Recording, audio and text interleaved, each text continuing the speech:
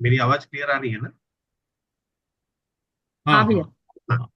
तो देखिए, पहला चैप्टर हम लोग पहला चैप्टर में इंटर कर चुके हैं, और पहले चैप्टर का पहला पार्ट हम लोग कर चुके हैं। तो पहला पार्ट में क्या था, हम लोगों ने देखा कि कौरव और पांडव दोनों की सेना आमने सामने है। और अर्जुन भगवान अर्जुन के रथ के सारथी हैं। और अर्जुन अपने सारथी को यानी भगवान को बोलते हैं कि मेरी रथ को दोनों सेनाओं के बीच में लेके चलो। और भगवान दोनों सेनाओं के बीच में अर्जुन के रथ को लाके खड़ा करते हैं। अर्जुन देखता है दोनों तरफ की कौन कौन लोग एकत्रित हुए हुए हैं, और वो देखता है कि सारी दुनिया के जितने रथी महारथी सब वहां एकत्रित हैं। और या तो उसके तरफ है या सब अपने विपक्ष में है।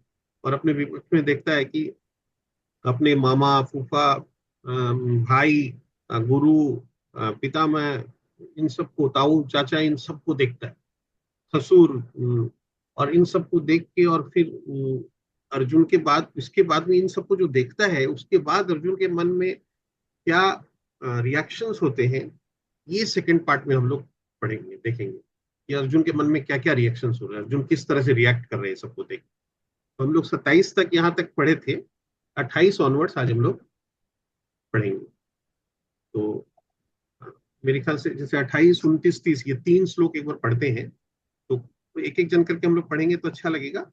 कोई एक जन एक पढ़ा, फिर दूसरा जन, और कोई दूसरा पढ़ा, ऐसे करके। तो हम लोग मनीषा माता जी से स्टार्ट करें। हाँ ठीक है भैया। हाँ, पढ़िए। हाँ। दृष्ट्वा इमं कृष्णयुत्सं समुपस्थितं सीदन्ति मम गात्राणि मुखं परिशुष्यति। एक बार है ना, यहाँ पे अर्जुन उवाच है, उसको जरूर पढ़िएगा, क्योंकि कौन बोल रहा है ये बोलना जरूर।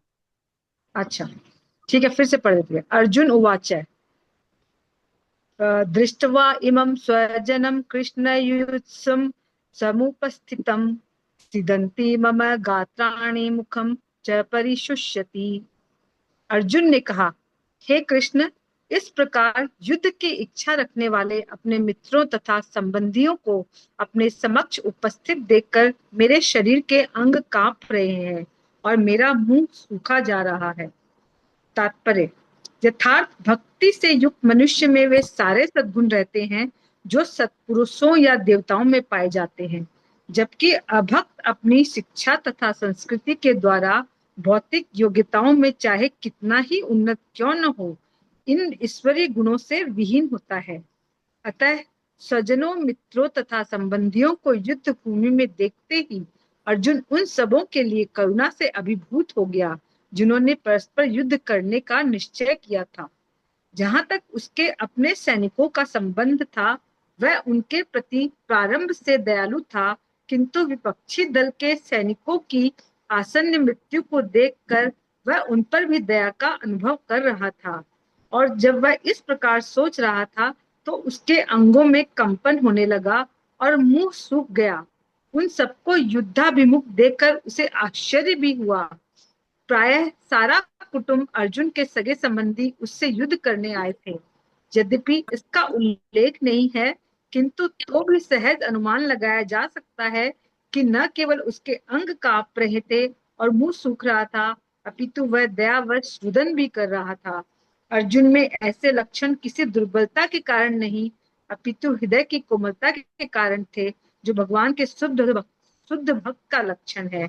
अतः कहा गया है, यस्यास्ति भक्ति भर्गवत्या किंचना सर्वै गुणे तत्र समासते सुरा हरा वह भक्तस्य कुतो महद्गुणा मनोरथे मनोरथे ना सती धावतो बहि।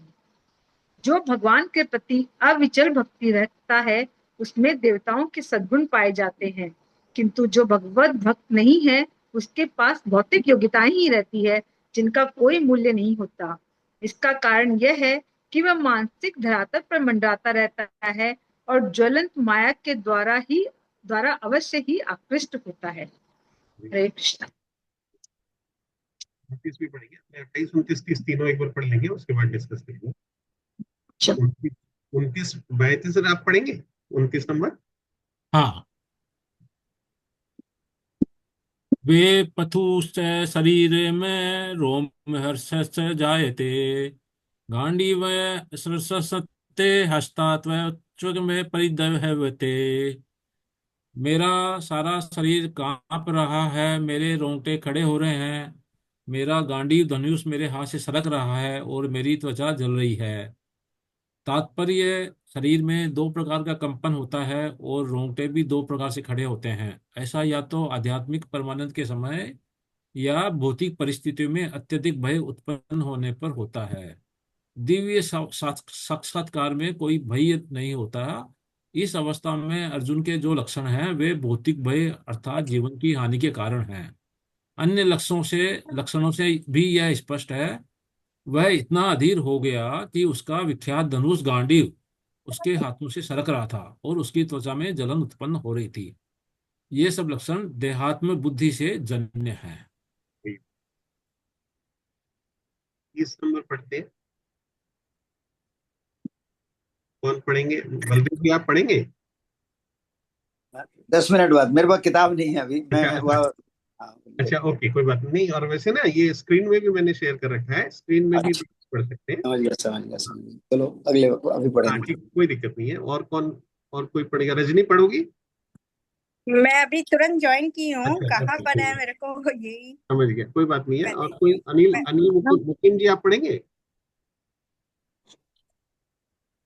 हम पढ़ते 30 नंबर ना। हाँ, 30 नंबर। न च सुकृमिणी अवस्था तुम भ्रमति एव च मे मन निमित्तानि च पश्यामि विपरीतानि केशव। मैं यहाँ अब और अधिक खड़ा रहने में असमर्थ हूँ। मैं अपने को भूल रहा हूँ और मेरा सिर चकरा रहा है। हे कृष्ण, मुझे तो केवल अमंगल के कारण दिख रहे हैं। तात्पर्य, अपने अधैर्य के कारण अर्जुन युद्ध भूमि में खड़ा रहने में असमर्थ था और अपने मन की इस दुर्बलता के कारण उसे आत्म विस्मृति हो रही थी। भौतिक वस्तुओं के प्रति अत्यधिक आसक्ति के कारण मनुष्य ऐसी मोहमयी स्थिति में पड़ जाता है। भयम द्वितीया भिनिवेशता शात, भागवत 11.237। ऐसा भय तथा मानसिक असंतुलन उन व्यक्तियों में उत्पन्न होता है जो भौतिक परिस्थितियों से ग्रस्त होते हैं। अर्जुन को युद्ध भूमि में केवल दुखदायी पराजय की प्रतीति हो रही थी। वह शत्रुओं पर विजय पाकर भी सुखी नहीं होगा। निमित्तानि विपरीतानि शब्द महत्वपूर्ण है। जब मनुष्य को अपनी आशाओं में केवल निराशा दिखती है तो वह सोचता है, मैं यहाँ क्यों हूँ। प्रत्येक प्राणी अपने में तथा अपने स्वार्थ में रुचि रखता है। किसी की भी परमात्मा में रुचि नहीं होती। कृष्ण की इच्छा से अर्जुन अपने स्वार्थ के प्रति अज्ञान दिखा रहा है। मनुष्य का वास्तविक स्वार्थ तो विष्णु या कृष्ण में निहित है। बद्ध जीव इसे भूल जाता है, इसलिए उसे भौतिक कष्ट उठाने पड़ते हैं। अर्जुन ने सोचा कि उसकी विजय केवल उसके शोक का कारण बन सकती है। हरे कृष्ण। देखिए क्या पढ़े हम लोग। राजेश केजरीवाल जी भी ज्वाइन कर रखे हैं। राजेश जी, हरे कृष्णा। हरे कृष्णा हरे कृष्णा। हरे कृष्णा। तो क्या पढ़े हम लोग अभी ये 3 श्लोक में? इसमें 28। इस श्लोक में प्रभुपाद जी ने अर्जुन के गुणों के बारे में बता रहे 28-29 में। प्रभुपाद जी कहते हैं कि अर्जुन में ऐसे लक्षण किसी दुर्बलता के कारण नहीं है, अपितु हृदय की कोमलता के कारण थे, जो भगवान के शुद्ध भक्त होने का लक्षण है। पहले हम लोग लेकिन फिर श्लोक 30 में प्रभुपाद जी अर्जुन के इन गुणों की प्रशंसा नहीं करे, एक प्रकार का दुर्गुण बता रहे हैं। कि प्रभुपाद जी स्पष्ट कहते हैं कि ऐसा भौतिक वस्तुओं की आसक्ति के कारण होता है। वो अपने आप को भूला जा रहा है। ऐसा भय अर्जुन को युद्ध भूमि में केवल पराजय प्रतीत हो रहा था और अपने सगे संबंधियों को देखकर उसका शरीर कांपने लगा, रोंगटे खड़े हो गए, सर में चक्कर आने लगते हैं। एक्चुअली यहाँ से शुरू करना चाहिए। अर्जुन ने कहा, हे कृष्ण, इस प्रकार युद्ध की इच्छा रखने वाले मित्रों तथा संबंधियों को अपने समक्ष उपस्थित देखकर मेरे शरीर के अंग कांप रहे हैं और मेरा मुंह सूखा जा रहा है। पहला पॉइंट ये है कि अर्जुन बोल रहा है, उन सबको देख के क्या रिएक्शन हो रहा है अर्जुन के, कि उसके शरीर उसका कांपने लगता है। कंपन हो रहा है और उसका मुंह सूखा जा रहा है एकदम। ठीक है ना। नेक्स्ट क्या बोल रहे हैं कि मेरा सारा शरीर कांप रहा है, मेरे रोंगटे खड़े हो रहे हैं, मेरा गांडीव धनुष मेरे हाथ से सरक रहा है और मेरी त्वचा जल रही है। मतलब वो स्थिति कि अर्जुन किस स्थिति में चला जाता है। मैं यहाँ अब, यहाँ हाँ हरे कृष्ण, मैं यहाँ अब और अधिक खड़ा रहने में असमर्थ हूँ। अर्जुन खड़ा भी नहीं रह पा रहा है, मैं अपने को भूल रहा हूँ और मेरा सिर चकरा रहा है। अर्जुन बोल रहा है मैं ही भूल ही जा रहा हूँ कौन हूँ, क्या है, यहाँ क्यों आया हूँ। एकदम सर चक्कर आ रहा है उसको। हे कृष्ण, मुझे तो केवल अमंगल के कारण दिख रहे हैं। ये परिस्थिति है अर्जुन की, इन 3 श्लोकों में ये हम लोग देख रहे हैं। अब उसके बाद ये ऐसी परिस्थिति क्यों है, क्या है, इसके बारे में प्रभुपाद हम लोग को बता रहे। तो नहीं तो तुम जो बता रही हो वो एकदम ठीक है, बट वो पहले इस परिस्थिति को समझना पड़ेगा कि ऐसी परिस्थिति हो गई अर्जुन।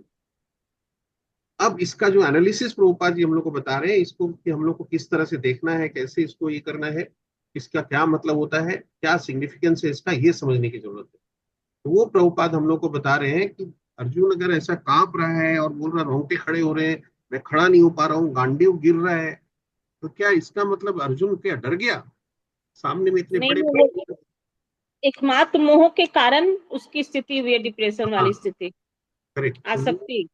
प्रभुपाद जी हम लोग ये क्लैरिफाई कर रहे हैं कि आप ये मत समझो कि इसका मतलब अर्जुन डर गया इसलिए ऐसा कांप रहा है और ये हो रहा है, खड़े नहीं हो पा रहे और बैठ गया। ऐसा डरने के कारण नहीं, कंपैशन के कारण, करुणा के कारण। अर्जुन को दिख रहा है कि ये सब मारे जाएंगे, तो इन सबको अपने जो एकदम अपने हैं, अपने ताऊ है, चाचा है, पितामह है, गुरु है, ये है, और उनको लग रहा है कि ये सब मेरे हाथों मारे जाएंगे, इन सबको मैं मारने वाला हूं अभी। ये सोच के करुणा से एकदम अभिभूत हो जाता है और उससे वो कांपने लगता है, उसका शरीर कांपने लगता है। तो ये इसका रीजन है। वही सोचा कि भीष्म पितामह द्रोणाचार्य सब मर जाएंगे तो उनके बिना मैं कैसे जीवित रहूंगा। हाँ, वहां वहां भी नहीं पहुंचे अभी, केवल वो एकदम करुणा से भूत हो जाता है पूरा, उसके मन के अंदर में पूरी दया आती है कि अरे इतने लोगों को मैं मारने वाला हूँ अभी। तो क्योंकि हम लोग तो कठोर नहीं है, हम लोग जैसे मान लो जो मांसाहारी होते हैं, तो वो जंतु को काट के और उसका मांस खाते हैं, तो वो उनको काटते वक्त उनको कोई दया नहीं आती है, क्योंकि उनके अंदर में कोई दया है नहीं।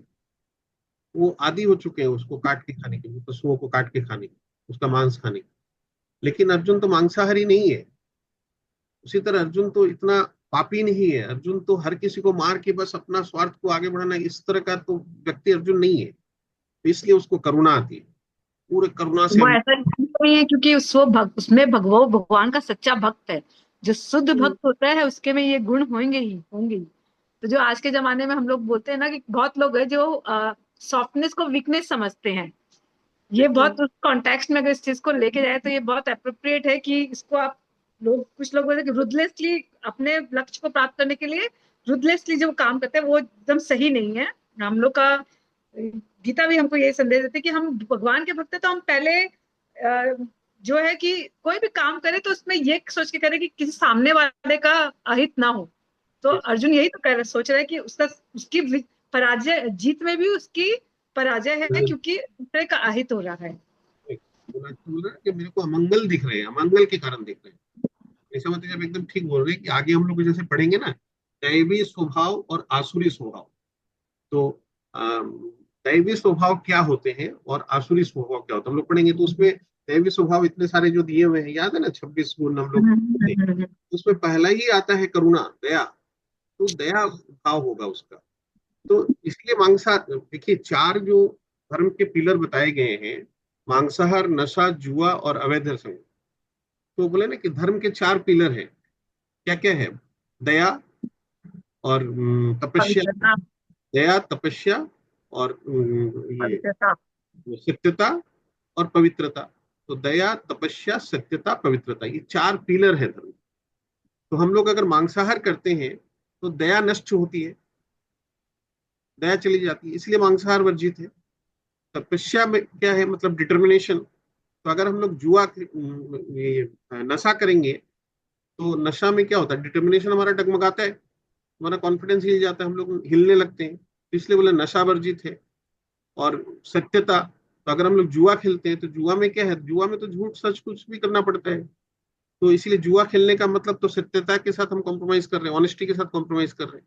तो ऑनेस्टी तो मेंटेन करनी चाहिए, इसलिए जुआ नहीं खेलना चाहिए। अवैध रिलेशनशिप से पवित्रता नष्ट होती है, इलिसिट रिलेशनशिप से। तो इसीलिए बोलते हैं ये चार चीजों को वर्जित बोला गया है कि ये चार चीज से बच के रहना चाहिए। तो अगर हमको स्पिरिचुअल एडवांसमेंट चाहिए, अगर हमको भगवान के प्रति भक्ति में आगे बढ़ना है, अगर हमको हमारा कल्याण सोचना है, तो हमको ये चार चीजों से बचना पड़ेगा। प्रोहिबिटरी रेगुलेटरी प्रिंसिपल्स बोलते हैं ना, कि 4 रेगुलेटरी प्रिंसिपल्स प्रभुपाद जी बताए। तो ये 4 रेगुलेटरी प्रिंसिपल्स है कि मांसाहार मत करो, जुआ मत खेलो, नशा मत करो, और अवैध संग मत करो। तो मांसाहार में क्या आता है, इवन ध्यान में रखना पड़ेगा कि मांसाहार में प्याज लहसुन को भी मांसाहार में गिना गया है। ये हम लोग भगवत गीता में 13वां चैप्टर में जाके पढ़ेंगे कि प्याज लहसुन को भी मांसाहार में गिना गया है। क्यों गिना गया है, क्या है, वो डिटेल्स हम लोग जरूर डिस्कस करेंगे, बट वो उसको भी ध्यान में रखना पड़ेगा। नशा है तो नशा में हमको चाय कॉफी को भी नशा में लिया जाता है, क्योंकि चाय कॉफी भी छोड़नी है, क्योंकि उसमें भी नशा है, कैफीन है। तो मांसाहार, नशा, जुआ, अवैध संग, ये चार चीजों से ये 4 रेगुलेटरी प्रिंसिपल फॉलो करना ही पड़ेगा हम लोग को। और साथ में भगवान के नाम का जप करते रहना पड़ेगा, चैंटिंग करते रहना पड़ेगा। उसके लिए भी हम लोग काफी डिटेल्स में चर्चा की है, फिर हर सेशन में करते रहेंगे कि भगवान के नाम का जप करना कितना इंपॉर्टेंट है और क्यों इंपॉर्टेंट, क्यों करना है हमको भगवान के नाम जप। तो इसलिए ये जो चीजों से बचना है, तो यहाँ पे अर्जुन एकदम घबरा गया है, करुणा से एकदम अभिभूत हो गया, क्योंकि अर्जुन में तो दैवीय स्वभाव है, करुणा है अर्जुन के अंदर, तो इसलिए वो हो रहा है। लेकिन इसका फिर एनालिसिस जो है वो हम लोग आगे पढ़ेंगे अभी, जो आप ऑलरेडी आप लोग बोल चुके हैं, नीतू भी बोल चुके हैं, आप भी बोल चुके हैं, अभी हम लोग और आगे पढ़ेंगे, ठीक है ना। तो यहाँ ये रिएक्शंस हो रहे हैं अर्जुन। हम लोग इसके बाद में दूसरा रिएक्शन, ये पहला रिएक्शन अर्जुन का कि वो एकदम करुणा से अभिभूत हो जाता है। उसके बाद दूसरे रिएक्शन में चलेंगे 31 में, 31 से लेके 35 तक, वहां पे देखेंगे हम लोग दूसरा रिएक्शन। उससे पहले अगर आप लोग में से किसी को कुछ बोलना है या कोई डाउट है या कुछ है तो बोलिए, कुछ भी, और कोई आप लोग का व्यू कुछ है। रीना माता जी आप भी ज्वाइन कर रखे हैं।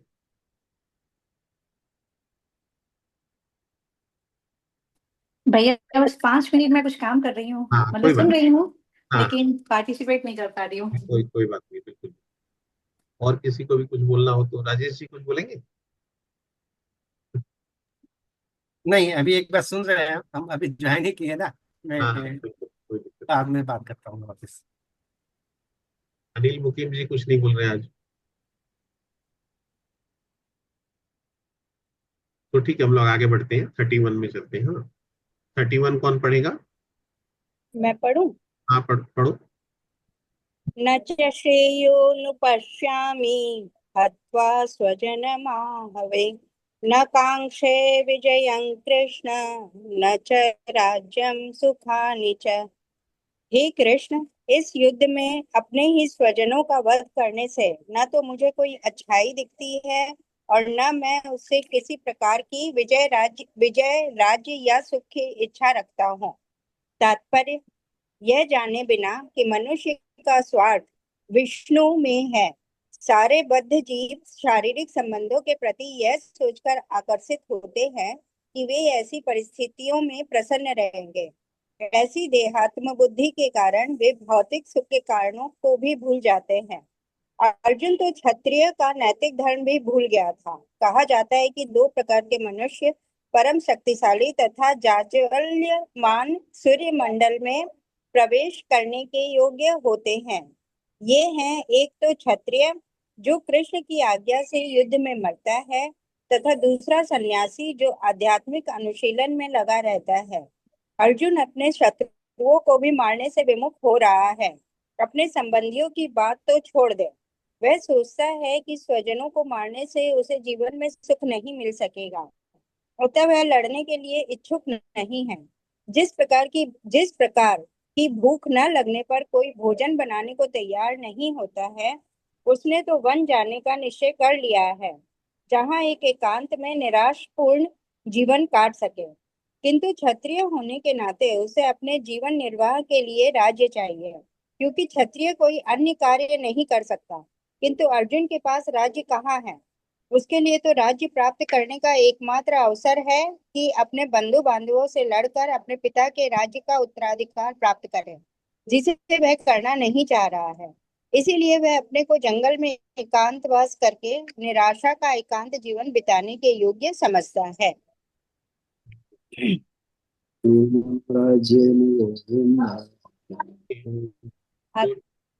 क्या, रजनी बताओ क्या पढ़े हम लोग? और अर्जुन अपने विपक्ष में जब अपने अर्जुन अपना क्षत्रिय धर्म भी नहीं निभाना चाह रहा है। वो इतना वो हो गया है कि उसको लग रहा है कि मैं यदि अपने लोगों को मार के अगर राज्य प्राप्त करता हूँ तो मुझे उससे कहाँ सुख मिलेगा। मतलब उस क्षत्रिय धर्म को भी वो नहीं निभाना चाह रहा है। इंसान दो तरह का धर्म इसमें बताया गया है कि एक तो क्षत्रिय धर्म है और एक भौतिक सुख। तो वो कहते हैं कि ऐसा। हाँ बोलिए। आध्यात्मिक भौतिक नहीं। हाँ हाँ, कोई बात हेलो। नहीं। हाँ, बोलो बोलो। हाँ तो वो अपने अपने शत्रुओं को भी वो मारना नहीं चाह रहा है। वो कि इससे अच्छा है कि मैं अपना एकांतवास करूं और संन्यास ले लूं और अपने धर्म अपने क्षत्रिय धर्म से विमुख हो जाऊं। हरी बोल। तो देखिए, बहुत बारीकी से देखना पड़ेगा।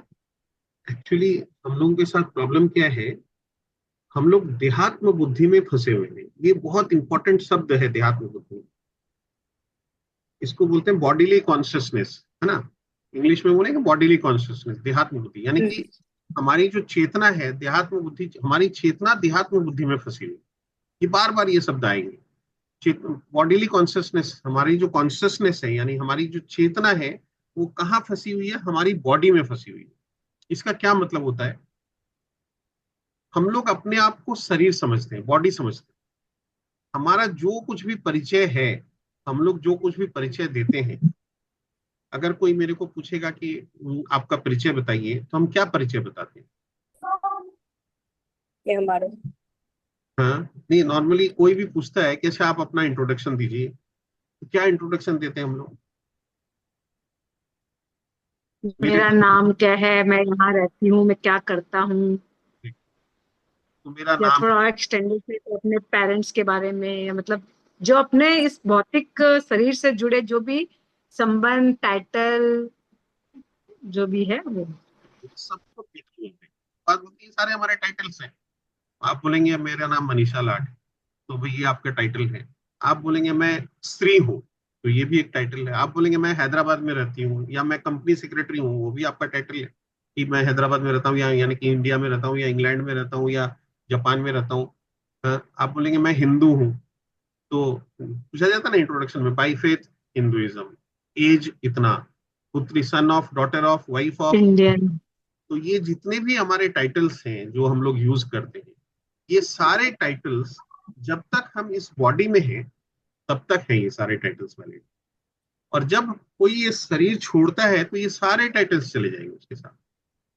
लेकिन फिर भी कोई तो रहता है। हम लोग बोलते हैं, जैसे घर होता है ना, कोई पेशेंट है, एकदम टर्मिनली इल पेशेंट है, डॉक्टर बोलता है कि ये तो आखिरी सांस गिन रहे हैं और अब ये जाने वाले हैं, और फिर अचानक से डॉक्टर साहब बोलते हैं कि अरे ये तो चले गए। तो देखिए, वो शरीर पूरा वैसे का वैसे पड़ा हुआ है, लेकिन फिर भी हम लोग स्टूडेंट्स। हाँ, तो इसका मतलब क्या हुआ? वो चले गए लेकिन वो शरीर रह गया। तो ये जो शरीर है, ये शरीर हमारा असली परिचय नहीं है। मैं ये शरीर नहीं हूं, मैं ये हाथ नहीं हूं, मैं ये पाँव नहीं हूं। ये पाँव मेरा है, ये हाथ मेरा है, ये माथा मेरा है, ये शरीर मेरा है, बट मैं तो कोई और हूं। ये सारे मेरे बिलोंगिंग्स हैं, मेरे पोजेशंस हैं, है ना। तो इसलिए हम लोग को ये ध्यान रखना पड़ेगा कि हम अपने आप को इस शरीर से अलग करके देखें, ये सीखना पड़ेगा। We have to differentiate ourselves from this body. और यही भगवत गीता का पूरा जो। मतलब जितने भौतिक सामान है सर, भैया जितने भौतिक सामान है उसकी तरह ये शरीर भी हम यहीं छोड़ के जाने वाले। It's not going with us to another look. हम लोग चले जाएंगे लेकिन ये शरीर तो यही रह जाएगा। और जैसे ही हम ये शरीर छोड़ेंगे तो उसके बाद में तो मेरा नाम अरुण अग्रवाल नहीं रहेगा, मैं तो चार्टर्ड अकाउंटेंट नहीं रहूंगा, मैं तो कलकत्ता निवासी या बंगाली या भारतीय नहीं रहूंगा, मैं तो हिंदू मुस्लिम कुछ नहीं रहूंगा, ये सारे चले जाएंगे। ये सब कुछ फॉल्स है इसका मतलब। प्रभुपाद इसको बोलते हैं फॉल्स ईगो है हमारा, मतलब कि शास्त्र ही बोलते हैं, प्रभुपाद तो हम लोग को समझा रहे हैं ये फॉल्स ईगो है हमारा। हमारा ये ईगो है कि मैं चार्टर्ड अकाउंटेंट हूँ, या मैं पुरुष हूँ, या मैं बहुत धनी हूँ, या मैं हिंदुस्तानी हूँ, या मैं ये हूँ, ये सब हमारा ईगो है। लेकिन ये सब ईगो शास्त्र के अनुसार ये सारे फॉल्स ईगो, क्योंकि ये सारे इस शरीर के साथ जुड़े हुए, ये हमारा असली परिचय है ही नहीं। तो मैं किस बात का घमंड करूं, मैं किस बात का अहंकार, ये ध्यान में रखने की जो कार्डिनल प्रिंसिपल है भगवत गीता। और इसीलिए यहां से जब हम आगे बढ़ते हैं तो देखिए, यहाँ पे अर्जुन जो पहला ये होता है कि करुणा, कि पूरा करुणा से अभिभूत हो जाता है, कि इनके प्रति वो करुणा दिखा रहा है, अपने सगे संबंधियों के प्रति करुणा दिखा रहा है। लेकिन वहां एक बात हम लोग पढ़े कि बोले एक्चुअली हमको क्या करना चाहिए, ये हम लोग आगे पढ़ेंगे डिटेल्स में, अभी खाली एक एक करके प्रभुपाद हम लोग को ग्लांस दे रहे हैं कि हम लोगों को जो हमारे कर्म है, विष्णु के लिए हमारे कर्म को डिवोटेड डेडिकेटेड होना चाहिए। यानी कि उसको, इसी को यज्ञ बोला गया है भगवत गीता में, अभी पढ़ेंगे हम लोग आगे में, कि हमारे जो कर्म, जब हम अपने कर्म को विष्णु के लिए करते हैं, विष्णु यानी कृष्ण, तो कृष्ण के लिए जब हम अपने कर्म करते हैं तो वो हमारे कर्म यज्ञ बन जाते हैं। तो हमको विष्णु के लिए करना चाहिए, यानी विष्णु क्या चाहते हैं, यानी कृष्ण क्या चाहते हैं, भगवान क्या चाहते हैं हमसे, वो करना चाहिए हमको। लेकिन हम किसके प्रति करुणा दिखा रहे हैं, जो टेम्पोररी रिलेशनशिप हमारा, वो सारे तो टेम्पोररी रिलेशनशिप है, कोई बुआ है, मामा है, ताऊ है, चाचा है, भाई है, भतीजा है, पिता में, ये सब तो टेम्पोररी रिलेशनशिप है इस शरीर के साथ में जब तक जुड़े। लेकिन उसके प्रति वो करुणा से अभिभूत हो जाता है, और वो ये भूल जाता है कि उसका कर्म क्या है, उसका कर्तव्य क्या है। इसीलिए फिर दूसरे में जब हम लोग आ रहे हैं, यहाँ पे क्या हो रहा है, अर्जुन बोल रहा है कि मेरे को, अगर मैं ये युद्ध जीत भी जाता हूँ तो इस युद्ध को जीत के भी मुझे तो कोई लाभ नहीं दिख रहा है, मुझे कोई सुख नहीं मिलने वाला है। देखिए क्या बोल रहे हैं, एक भैया इसमें ना वो अपनी इंद्रिय सुख में चला गया है। वो हाँ, अपना अपना इंद्रियों के सुख और दुख को सोच रहा है। यस, उसको जो प्रिस्क्राइब ड्यूटी मिली हुई है उससे वो दूर हो रहा है। करेक्ट। तो एक इसीलिए हम, और इसमें ये भी जोड़ सकते हैं एग्जाम्पल, जैसे माँ को भूख नहीं है लेकिन उसको तो परिवार वालों के लिए तो भोजन बनाना है ना, उसको भूख हो या नहीं हो। तो उसी तरह अर्जुन को भी राज सुख ये सब नहीं चाहिए, लेकिन वो भूल रहा है कि पूरी दुनिया को तो चाहिए कि अधर्म का नाश हो और धर्म की स्थापना हो। अभी रीना माता जी बोली ना कि और मैं, दूसरा चीज ये है ना भैया कि जो कंपैशन और जो दया है जो एक भक्त का गुण होता है, लेकिन वो उसका एप्लीकेशन भी हमें भक्त को कृष्ण ने सिखाया है कि उसका एप्लीकेशन कैसे है। जैसे वो हम लोग को सिखाया गया है ना कि अगर सामने शेर है तो हम उसको जाके उसको कंपैशन नहीं दिखाएंगे, तो वो जैसा जीव है वह उसके हिसाब से उसका व्यवहार होना चाहिए। तो इस यहाँ पर अर्जुन की ये ड्यूटी थी, प्रिस्क्राइब ड्यूटी, कि उसको फाइट करना है। वो क्षत्रिय है, उसका का ड्यूटी है फाइट करना। तो वो जो दया दिखा रहा है वो अपनी बेनिफिट के लिए दिखा रहा है, वो अपनी प्रिस्क्राइब ड्यूटी के लिए नहीं दिखा रहा है। बहुत परफेक्ट, बहुत सुंदर, मुझे ना कि भी वो सब यहाँ पे उसको अप्रिशिएट नहीं कर रहे हैं, क्रिटिसाइज कर रहे हैं।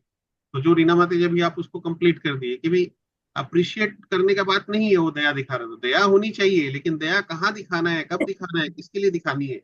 तो जो सामने वाला तो भक्त नहीं है, वो तो अधर्म को फैला रहा है, और उसको हमको रोकना है। मेरा स्वधर्म है, मैं क्षत्रिय हूँ, तो मेरे को पूरे समाज में व्यवस्था को बनाए रखने के लिए मेरा क्षत्रिय धर्म, भगवान ने वर्णाश्रम धर्म बनाया है वेदों में, 4 वर्ण और 4 आश्रम का बताया गया है। तो उसमें जो 4 वर्ण, 4 आश्रम जो है, 4 वर्ण जो है, ब्राह्मण क्षत्रिय वैश्य शूद्र, तो अर्जुन क्षत्रिय है, तो उसका क्षत्रिय का धर्म है युद्ध करना। किसके लिए युद्ध करना, अपना राज्य को फैलाने के लिए युद्ध नहीं करना है, भगवान की इच्छा से उसको युद्ध करनी है। क्यों भगवान की इच्छा से युद्ध करनी है, भगवान की इच्छा क्यों हुई युद्ध करवाने की।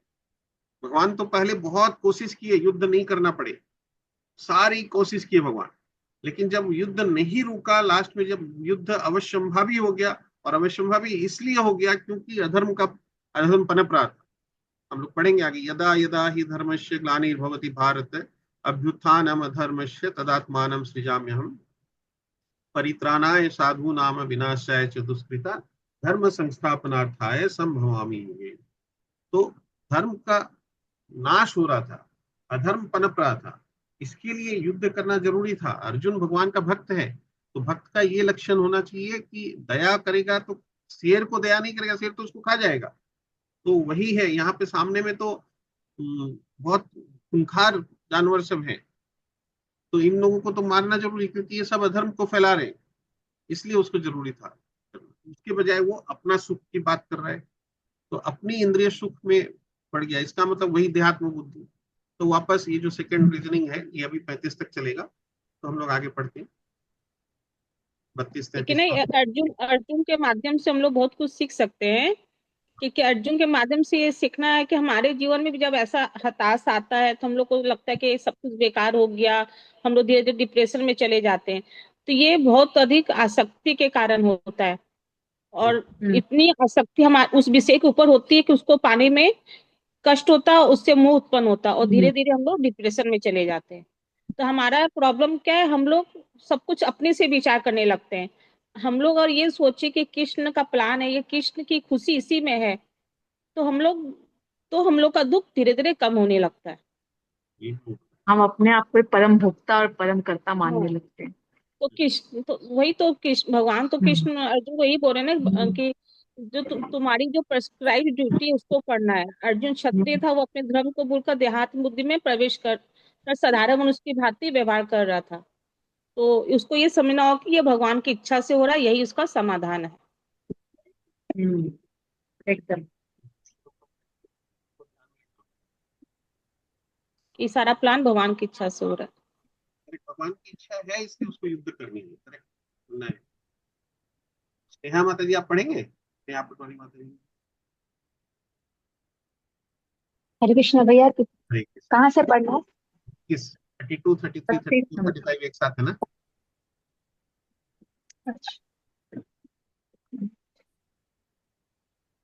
किं नो राज्येन गोविंद किं भोगैर्जीवितेन वा येषामर्थे काङ्क्षितं नो राज्यं यो भोगाशुखानि च तम इमे वस्थिता युद्धे प्राणांस्त्वक्त्वा धनानि च आचार्य पितर पुत्रास्तव च पितामह मातुला श्वशुरा पौत्रा स्याला संबंधितास्तथा एतान् हन्तुमिच्छामि धन्तो अपि मधुसूदन अपि त्रैलोक्य राज्यस्य हेतो किं नु नहि कृते निहत्य धार्तराष्ट्रान् का प्रीति सयाज्य जनार्दन।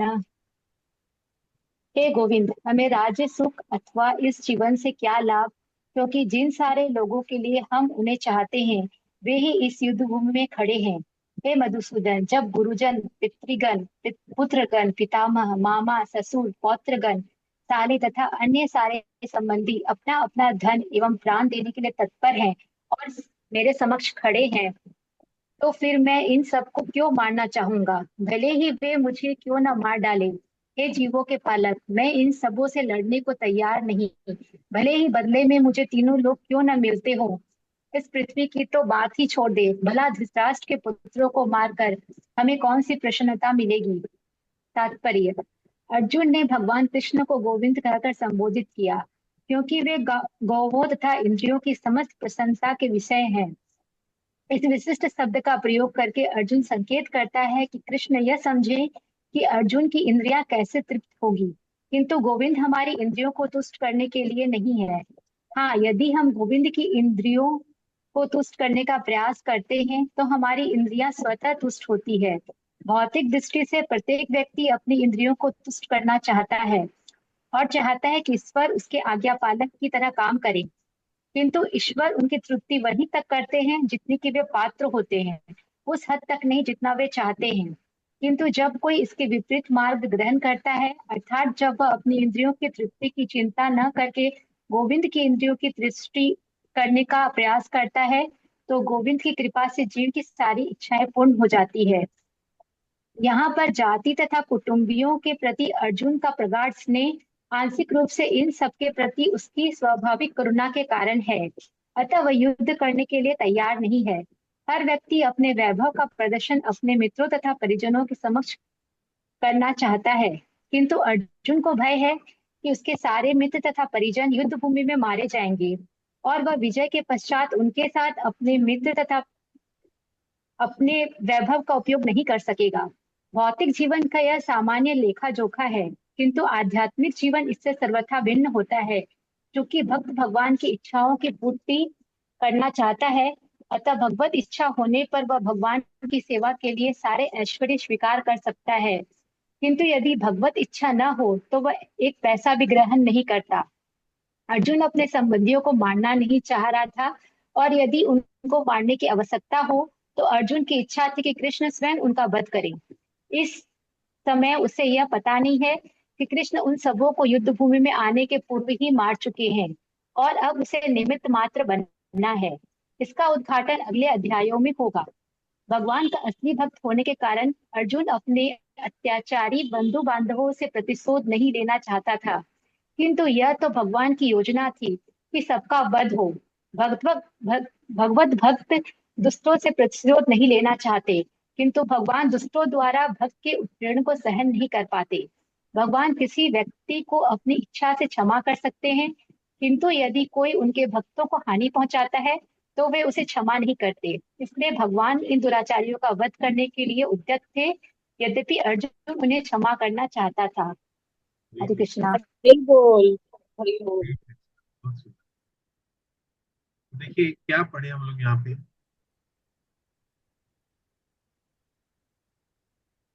हे गोविंद, हमें राज्य सुख अथवा इस जीवन से क्या लाभ, क्योंकि जिन सारे लोगों के लिए हम उन्हें चाहते हैं वे ही इस युद्ध भूमि में खड़े हैं।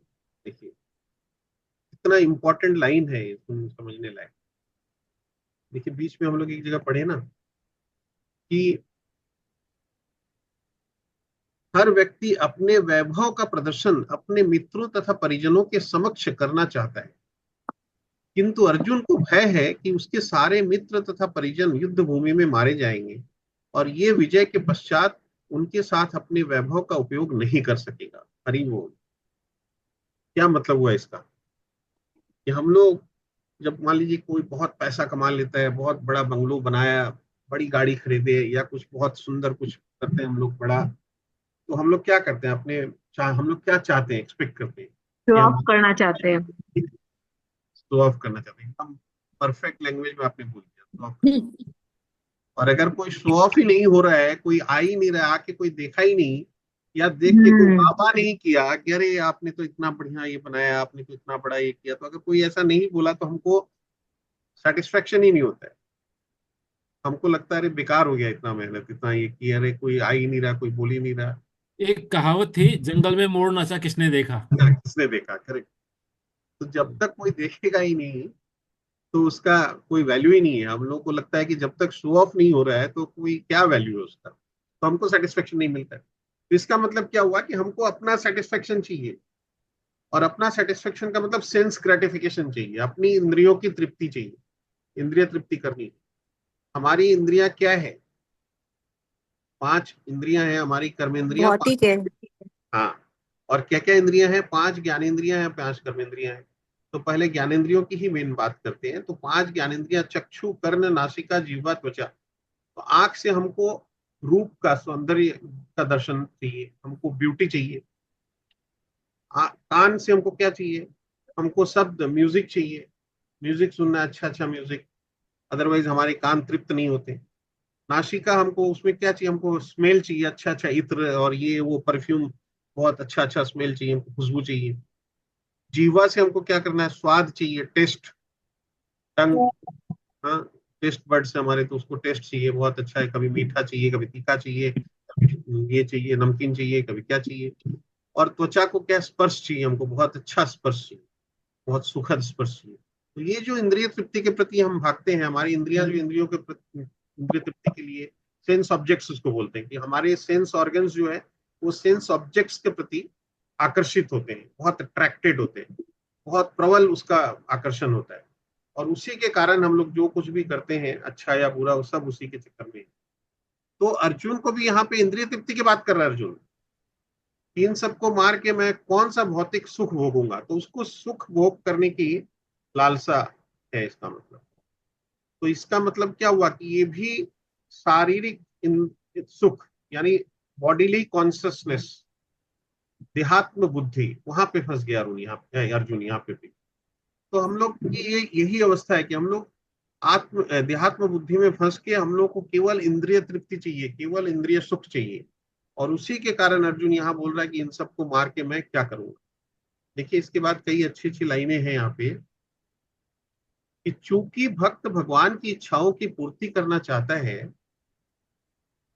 इच्छाओं की पूर्ति करना चाहता है, अतः भगवत इच्छा होने पर वह भगवान की सेवा के लिए सारे ऐश्वर्य स्वीकार कर सकता है। किंतु यदि भगवत इच्छा न हो तो वह एक पैसा भी ग्रहण नहीं करता। अर्जुन अपने संबंधी बहुत इंपॉर्टेंट बात यह है, अगर हम भगवान के तो भगवान की इच्छा हमको समझनी पड़ेगी और भगवान की इच्छा के अनुसार कर्म होगा। तो हम ऐश्वर्य, जैसे एक होता है ना, प्रभुपाद बोलते हैं कि हम लोग नॉर्मली क्या बोलते हैं कि कोई साधु है, अरे बोले अरे वो तो सही में बहुत बड़े संत हैं, उनको अगर कोई रुपया पैसा कोई चढ़ावा दो तो वो तो एकदम अरे ये सब मेरे लिए क्यों है, ये अर्थ अर्थ मेरे को नहीं चाहिए, सबको दूर करो दूर करो। प्रभुपाद लेकिन इसको डिस्करेज करते हैं। प्रभुपाद बोलते हैं नहीं ये सही नहीं है। प्रभुपाद को पूछा गया कि अगर आपको कोई बहुत सारा धन दिया जाए तो आप क्या करेंगे? वो बोलते हैं मैं दोनों हाथ से ऐसे समेट लूंगा उसको, मेरे को जितना भी धन मिलेगा मैं उसको दोनों हाथों से ऐसे समेट लूंगा। इसका क्या मतलब? क्योंकि बोला वो मैं क्या करूंगा? तो बोला अरे आप तो इतने बड़े संत है, आप धन को समेट लेंगे, धन से आपको क्या लेना देना? बोला बिल्कुल लेना देना है। धन, वो धन जो है वो मेरे भगवान की भक्ति का प्रचार करने में काम आएगा। मेरे को भगवान की भक्ति का प्रचार करना, भगवान के मैसेज का प्रचार करना है, तो वो प्रचार करने के लिए हमको तो धन चाहिए। तो वो मेरे को बहुत जरूरत है धन की।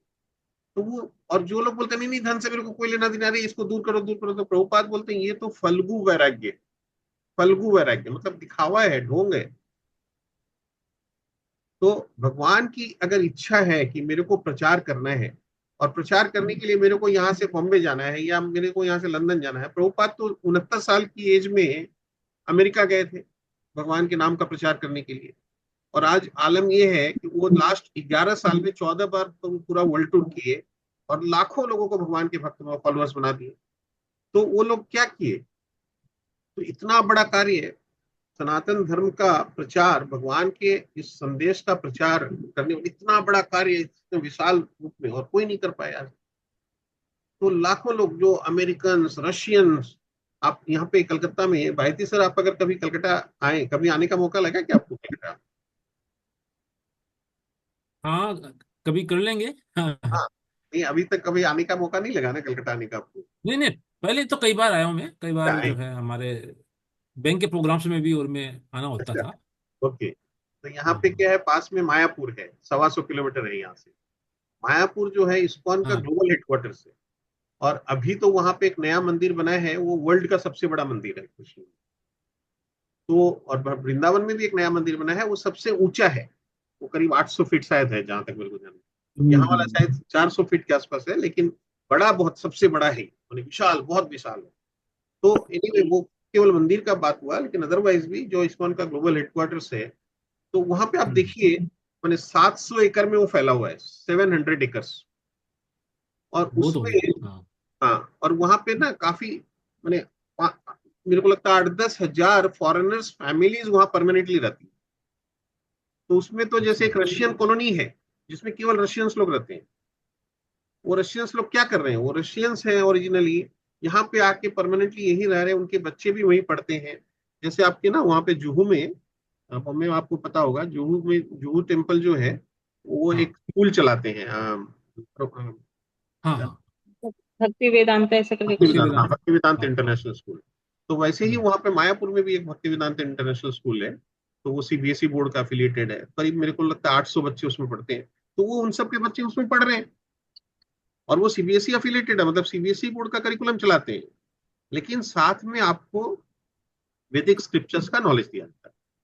और वो बच्चों को आप देखेंगे वहां पे मंदिरों में कैसे सेवा कर रहे हैं, किस तरह से नृत्य कर रहे हैं, कीर्तन कर रहे हैं, आप देखेंगे तो आप एकदम अमेज्ड हो जाएंगे एक्चुअली। तो ये बात है कि भी तो आज सारे इतने रशियंस हैं, अमेरिकन्स हैं, ऑस्ट्रेलियंस हैं, यूरोपियंस हैं, अफ्रीकन्स हैं, इतने लोगों को उन्होंने फॉलोअर्स बना दिया। हम लोग इंडियंस हैं, पता चलेगा कि हम 50 के हो गए, मैं तो आज तक कभी भगवद गीता ही नहीं पढ़ा। कोई 60 का हो गया, कोई 40, कोई बोलता रहे मैं तो आज तक भगवत गीता पढ़ा ही नहीं। तो भगवत गीता जो हमारी धरोहर है, बचपन से हम भगवत गीता के बारे में हम लोगों को तो बोलते हैं, लेकिन हम खुद ही नहीं पढ़े। ये कितना है, अभी हम लोग जो 35 श्लोक पढ़ रहे हैं, पहला चैप्टर का 35 श्लोक तक, तो टोटल 700 श्लोक का है। तो ये 700 श्लोका की भगवत गीता यही हमने नहीं पढ़ा, जबकि ये भगवत गीता क्या है, सारे शास्त्रों का सार है ये भगवत गीता, और उसको ही हमने नहीं पढ़ा, तो हमको पता क्या चलेगा कि क्या है।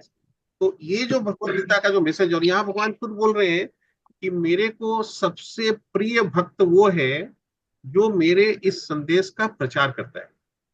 भगवान जो अर्जुन और कृष्ण कन्वर्सेशन के माध्यम से भगवान ने अर्जुन को जो भी बताया, ये जो नॉलेज दिया, 585 श्लोका का नॉलेज है ये भगवान का। 700 में से 585 श्लोका भगवान के हैं। तो ये जो 585 श्लोका का नॉलेज भगवान दे रहे हैं, भगवान बोलते हैं कि इसका जो प्रचार करेगा जो भक्त, वो मेरे को सबसे ज्यादा प्रिय है।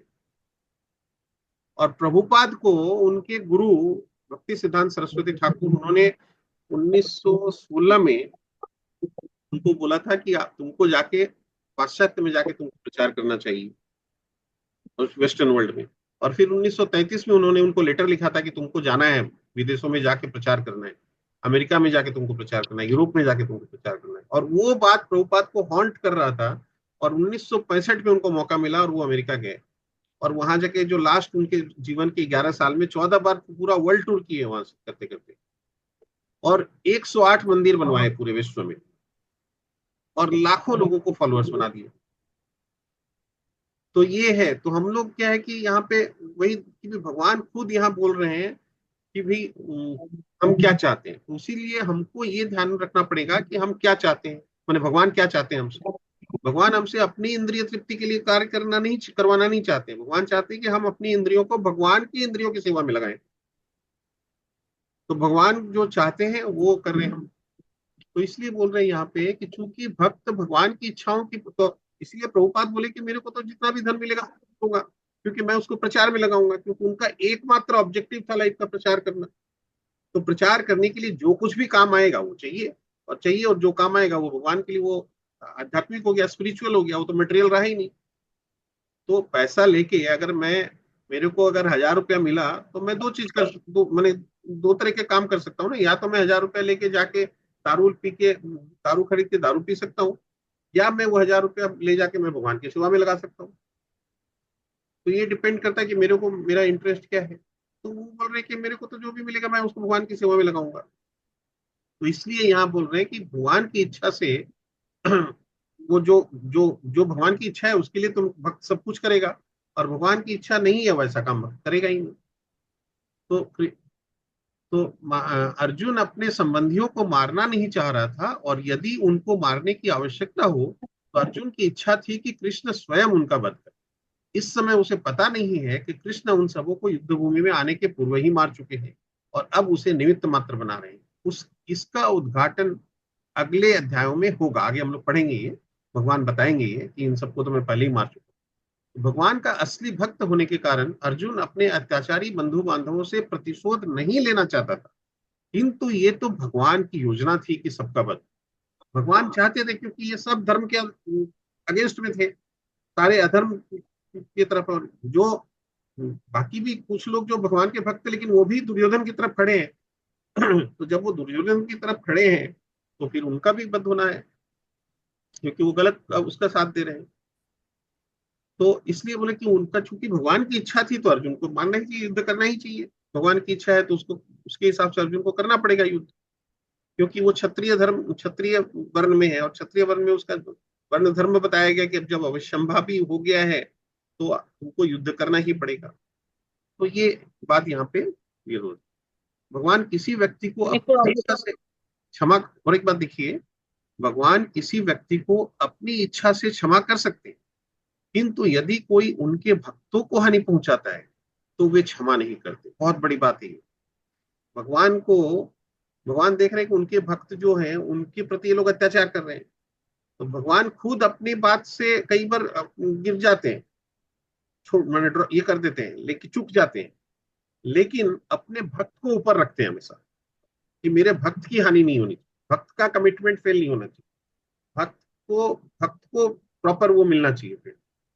इसीलिए भगवान इन दुराचारियों का वध करने के लिए उद्यत थे, यद्यपि अर्जुन उन्हें क्षमा करना चाहता।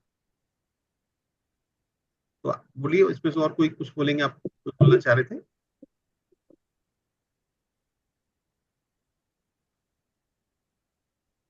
कोई कोई भी, किसी को भी कुछ बोलना है तो बोलिए।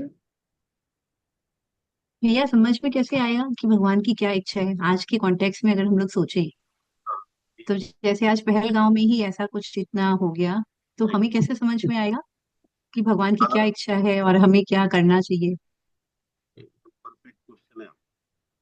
देखिए सारा संदेश भगवत गीता में है, जो 700 श्लोक का ये जो कन्वर्सेशन है, इसके अंदर में सारा बहुत क्लियर है। अभी अर्जुन किस परिस्थिति में युद्ध करने आया है, अभी हम लोग थोड़ी देर पहले ही बात कर रहे थे कि पहले तो भगवान युद्ध क्या किसके लिए हो रहा है? धर्म के लिए हो रहा है कि सब अपना भूमि एक्सपेंशन के लिए हो रहा है? तो जैसे बस पता करना पड़ेगा। जैसे यहाँ पे अर्जुन बोल रहे हैं ना कि जब सब मर जाएंगे तो भोग किसको दिखाएंगे। तो प्रॉब्लम तो यहीं पर है ना, भगवान युद्ध का आयोजन अर्जुन के भोग के लिए नहीं किया गया है। अर्जुन के राज सुख के लिए इतने लोगों को थोड़ा मरवा रहे हैं। अर्जुन की को यह सोचना चाहिए कि कृष्ण की विजय होगी और धर्म की विजय होने वाली है, और अगर हम भगवान की खुशी के लिए कुछ करते हैं तो उसमें रुकावट नहीं आती है। यही है।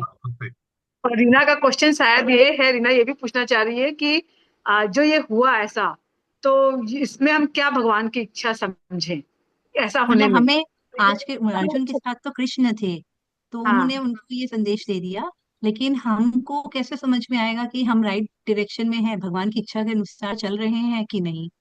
भगवान 36 शास्त्र छोड़ के गए ना समझ हमारे लिए, भगवत गीता छोड़ के गए ना हमारे लिए, इसीलिए तो कि भगवान तो बार बार नहीं आएंगे। तो अगर हम ये भगवत गीता पढ़ते रहे तो हमारा वो तो इसमें था ना, एक भैया आपने एक डिस्कशन किए थे ना कि जब प्रथम विश्व युद्ध हुआ तो उसके बाद विश्व शांति के लिए बहुत सारी वो मीटिंग्स वगैरह हुई कि हमको ऐसा करना चाहिए, बहुत करना चाहिए, बहुत सारे डिसीजन, लेकिन वो सारी शांति वार्ताएं विफल हुई और सेकेंड विश्व वर्ल्ड वॉर भी हुआ। तब जब सेकेंड वर्ल्ड वॉर भी हुआ तब फिर सबको सोचे कि फिर भी ये तो हुआ, इतने डिस्कशन करने के बाद तब सारे देश जो उस समय इंडिया की तरफ मुड़े कि ये भगवान मतलब विश्व, भारत तो विश्व गुरु के नाम से संसार में ऐसे लोग जानते हैं कि वहाँ अध्यात्म का बहुत बोलबाला है। तब वो लोग, तब प्रभुपाद ने गीता में जो संदेश है उसको एक वो भी हुआ था एक सेमिनार, तब उन्होंने बताया था कि गीता क्या संदेश देती है। तो जब तक आपने अपनी जिंदगी में अध्यात्म को नहीं लाएंगे तो आपकी जितनी शांति वार्ताएं सब विफल हो जाएगी, बिकॉज हमको पता ही नहीं है, बिकॉज हम अगर खुद से ही अभी तो लड़ते हैं तो शांति वार्ता क्या सफल करेंगे कोई भी। तो पहले आपको अपना मनुष्य को अपने एग्जिस्टेंस को समझने के लिए उसको अध्यात्म की तरफ जाना पड़ेगा, और जब अपने एग्जिस्टेंस को आप समझेंगे तो इस तरह की बातें होंगी ही नहीं। बिकॉज शांति वार्ता कब सफल होगी? जब आप सही, क्या आपका स्वधर्म है, आपका आपको एज ए बहुत इस संसार में आप जो है तो आपकी क्या ड्यूटीज है, मतलब आपको ये जो ये युद्ध हुए वो किस लिए हुए? सब अपना सेंस ग्रेटिफिकेशन ही तो है ना। तो अगर हम सेंस ग्रेटिफिकेशन करेंगे तो ये सब again it will keep happening. So अध्यात्म की तरफ बहुत जुड़ना जरूरी है, बहुत मुड़ना जरूरी है अगर हमको ये सब स्टेबिलिटी लानी है लाइफ में। हरे कृष्णा। मनीषा माता जी हाँ बहुत कुछ बता प्रभु, दिए, हरे बहुत कृष्णा। बहुत सारा पॉइंट बता दिए। हाँ बोलिए, और कौन बोलना चाहते हैं? हाँ प्रभु जी, मैं भी बोलना चाहूंगी, ये पहलगांव में जो हुआ है तो भगवान तो गीता में बोलते हैं कि मैं किसी के दुख और सुख का कारण हुई नहीं। सब कोई अपने अपने दुख अपने कर्मों का पाते हैं, अपने ही कर्मों से सुख भी पाते हैं। तो इसमें हम लोग कुछ भी इंटरफेयर नहीं कर सकते हैं कि ये सब कर्मों से जुड़ा हुआ है। हम लोग अपने कर्म सही रूप में चलते रहेंगे तो हम लोग को जीवन में कभी दुख नहीं मिलेगा। आज दुर्योधन था, उसको भगवान कई बार संदेश दिए कि तुम सही रास्ते पे चलो, तुम सही रास्ते पे चलो, उसको डायरेक्ट इनडायरेक्ट कई बार, लेकिन उसने उस कथा को नहीं माना, उसकी भगवान के की बात को भी नहीं माना, तो अंत में वो तकलीफ पाया। तो इसी से जुड़ा हुआ है ये पहलगांव वाला किस्सा भी। आए दिन जो हम लोग देखते हैं भौतिक जो प्रकृति में आपदा आती है, तो ये सब कहीं ना कहीं सब अपने कर्मों से ही जुड़े हुए हैं प्रभु शायद। बिल्कुल देखिए, आप एकदम सही बात बोले कि आप जब उस इंडिविजुअल को लेंगे ना, तो वो एक अलग पर्सपेक्टिव है कि जिनके ऊपर ये अत्याचार हुआ, तो वो उनके अपने कुछ कर्म का कनेक्शन हो उसका। और यहाँ जो दूसरी बात हो रही है कि अभी इस तरह का एक घटना घटा, तो उसके लिए सरकार को क्या करना चाहिए, यानी राजा को क्या करना चाहिए, जो क्षत्रिय है वो उसको क्या करना चाहिए। तो यहाँ पे ये बात आ रही है ना, इसी परिप्रेक्ष्य में देखिए एग्जैक्टली हम लोग इसी जगह पे खड़े हैं अभी, जो भगवत गीता का हम लोग चर्चा कर रहे हैं। तो अर्जुन कहाँ पे खड़ा है, और अभी तो युद्ध स्टार्ट नहीं हुआ, लेकिन सारी तैयारी हो चुकी है और वो खड़ा है युद्ध भूमि में। और ये युद्ध क्यों सामने आया, ये युद्ध करने का सिचुएशन क्यों बना, कि वो लोग, भाई उनका अधिकार से उनको वंचित किया गया। और केवल अधिकार तो मतलब इंजॉयमेंट का तो अधिकार नहीं, क्योंकि वे लोग भगवान के भक्त थे, जो पांडव लोग थे, वो लोग पूरे शास्त्र के अनुसार चले हमेशा, वो कभी अपनी इंद्रिय तृप्ति के लिए नहीं बढ़े। तो इसलिए वो लोग हर तरह से कॉम्प्रोमाइज करने के लिए तैयार थे। लेकिन सामने वाले जो थे, ओपोनेंट्स जो थे, वो उनको हर बार बार वंचित करके और दुराचार अत्याचार फैला रहे थे। तो भगवान चाहते थे कि भी ये शांति समझौता हो, ताकि इनको अपना ये मिले, राज्य मिले। उसका कोशिश करते करते लास्ट में भगवान खुद उनका शांति दूत बन के गए, और 5 राज्य केवल बोले कि तुम केवल 5 राज्य दे दो। और वो बोलते हैं कि 5 राज्य तो क्या, एक सुई के नोक के बराबर जमीन भी मैं नहीं दूंगा। तो यानी कि वो एकदम ही इनएविटेबल हो गया। ऐसी स्थिति में भगवान लास्ट में बोले युद्ध। उससे पहले पांडव लोग छटपटा रहे थे कि हम युद्ध करें, लेकिन भगवान बोल रहे थे नहीं, युद्ध नहीं करना है, युद्ध करना सॉल्यूशन नहीं है। लेकिन जब देखे कि सारे प्रयास विफल हो गए, सारे एफर्ट्स फेल हो गए, तब लास्ट में भगवान बोले कि अब तो युद्ध करना पड़ेगा। और अब जब युद्ध करना पड़ेगा, ये इनएविटेबल हो गया और युद्ध भूमि में खड़े हैं, तो अब तो तुम पीछे नहीं हट सकते। क्यों क्यों पीछे नहीं सकते, ईगो के लिए नहीं, क्योंकि कोई सिचुएशन तो, नया सिचुएशन तो पैदा हुआ नहीं है, तो हमको युद्ध करना ही पड़ेगा। हम लोग वही अगर पहलगांव का भी बात लें रेफरेंस, ऑल्दो मैं तो उस सिचुएशन का कोई एक्सपर्ट नहीं हूँ, इंटरनेशनल पॉलिटिक्स का एक्सपर्ट नहीं हूँ, लेकिन अपेरेंटली हम लोग क्या देखते हैं कि हम लोग तो शांति वार्ता तो इतने सालों से करते आ रहे हैं, शांति वार्ता करते आ रहे हैं, लेकिन वो शांति तो हो ही नहीं रही है। फिर भी वो लोग सामने तो शांति वार्ता कर रहे हैं और पीछे से ये कर रहे हैं, ये सब कर रहे हैं। तो जो मनीषा माता जी बोली कि भाई हम लोग प्रयास तो कुछ और कर रहे हैं, लेकिन असली जहां पे प्रयास करना चाहिए, प्रभुपाद से जब पूछा गया तो प्रभुपाद बोले तो ये जो विश्व शांति का प्रयास हो रहा है, ये विफल होना ही होना है, क्योंकि ये प्रॉपर डायरेक्शन में नहीं है, भगवत गीता का इंस्ट्रक्शन के हिसाब से नहीं है। ये शांति वार्ता कभी भी सफल नहीं हो सकता। और बोले कि अगर तुम भगवत गीता को पढ़ो, प्रभुपाद तो चैलेंज करते हैं, उनको चैलेंज किए थे, बोले सारे विश्व के लीडर्स को, कि आप लोग अगर ये भगवत गीता को पढ़ो और इसको अगर समझो और इसको अगर फॉलो करो, तो इसमें सारा सॉल्यूशन है, विश्व शांति का प्रयास एकदम सफल हो जाएगा। और जब तक ये नहीं करोगे तो तुम कभी सफल नहीं हो सकते।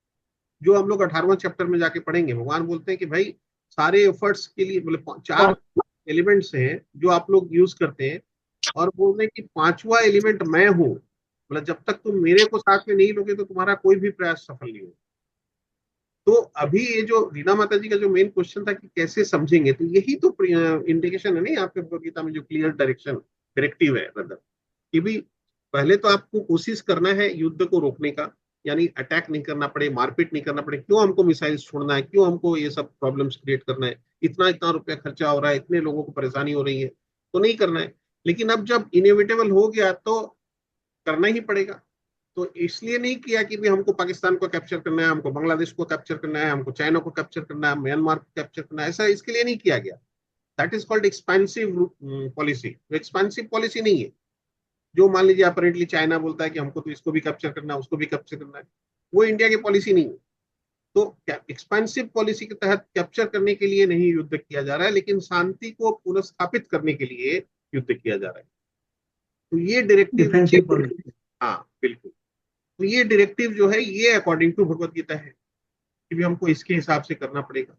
और हम अगर युद्ध करेंगे नहीं, युद्ध तो अच्छा चीज नहीं है, बाकी तो लीडर्स अभी ज्ञान ये भी दे रहे हैं ना कि अरे युद्ध तो अच्छा चीज नहीं है, युद्ध मत करो, तो वो ज्ञान देने से नहीं होगा ना। हम भगवत गीता हमको बोल रही है कि नहीं, अब जब इनएविटेबल हो गया तो तुमको युद्ध भी करना पड़ेगा, तुम युद्ध से पीछे नहीं हट सकते। केवल ये बोल के कि युद्ध करना अच्छी बात नहीं है, उससे नुकसान होगा, उससे ये होगा, ये बोल के हम चुपचाप नहीं बैठ सकते, क्योंकि अब जरूरी हो गया युद्ध, इसलिए युद्ध किया गया। तो ये डायरेक्टिव रीना माता जी बहुत क्लियर है यहाँ पे, ये डायरेक्टिव। तो ये पहचानना कोई बहुत मुश्किल नहीं है कि हमारा केवल पर्पस क्या है, हमारा ऑब्जेक्ट क्या है, ये ध्यान रखना पड़ेगा। कुछ देश जो है वो युद्ध इसलिए करवाते हैं कि हमारे अस्त्र शस्त्र वेपन्स बिकेंगे, ये होंगे। कुछ देश युद्ध इसलिए करते हैं कि मेरे को ये इस देश को कैप्चर करना है, ये छोटा है उसको कैप्चर कर लेना है। मेरे को इंडिया को घेरना है तो मेरे को बांग्लादेश नेपाल को कैप्चर करके इंडिया को घेरेंगे, हम उसको पाकिस्तान को कैप्चर करके इंडिया को घेरेंगे, माने जो भी उसका पॉलिसी है जिसका भी। तो वो पॉलिसी से जब वो युद्ध करेगा तो that is not as per शास्त्र, वो भगवान की इच्छा के अनुसार नहीं है। लेकिन भगवान की इच्छा क्या है कि अगर जो निहत्थे पर और जो निर्दोष और उन लोगों के ऊपर अगर अत्याचार हो रहा है तो उसको रोकना है, उसको रोकने के लिए बाकी सारे प्रयास करो पहले, और वो नहीं ये हो रहे हैं तो युद्ध करो। तो ये डायरेक्टिव बहुत क्लियर है यहाँ। यहाँ पे 3 शास्त्र का बात है, नीति शास्त्र, अर्थशास्त्र और धर्मशास्त्र। नीति शास्त्र में है, कहता है कि मार डालो, तो अर्थशास्त्र बोलता है नहीं मारो, और धर्मशास्त्र बोलता है मतलब जिसमें साधु का गुण होना चाहिए, क्षमा कर दो।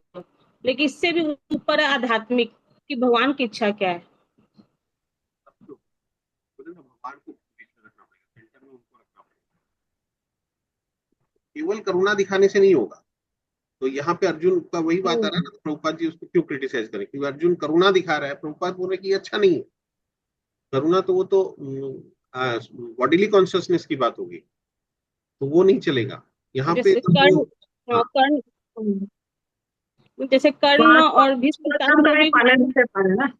हाँ, कर्ण और भीष्म पितामह को मारने के लिए तो धर्म को तो तोड़ा गया था ना, दोनों को मारने के लिए। तो वो अधर्म के साथ खड़े थे इसलिए उनको मारना जरूरी था।